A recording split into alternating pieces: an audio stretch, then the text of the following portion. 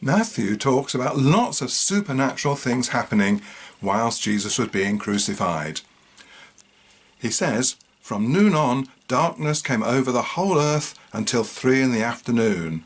Mark and Luke agree with him. Luke adds, "while the sun's light failed." So Luke is actually suggesting that the nuclear fusion in the heart of the sun stopped working. That seems slightly unlikely.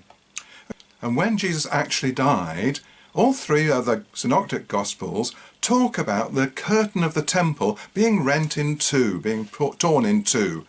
Now that's a really important theological point, because the curtain separates the part of the temple where everybody could go and then the holiest place where only the priests could go. So by ripping the curtain in two, God is saying now everybody can enter into the Holy of Holies. So a really nice theological point.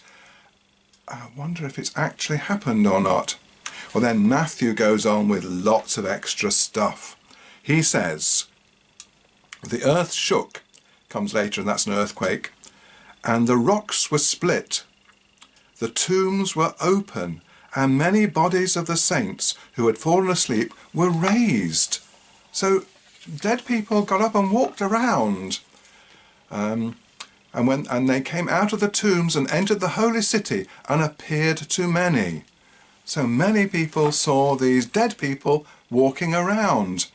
Now, I know the BBC News Service and CNN and things like that were not around at the time, but I think we might have heard something if dead people had got up and started walking around. But there's no evidence of it, is it? It's all a bit exaggerated, in my opinion. It just doesn't seem likely to be true. Does it seem likely to be true to you?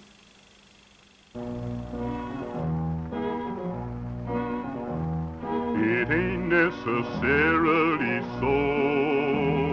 It ain't necessarily so.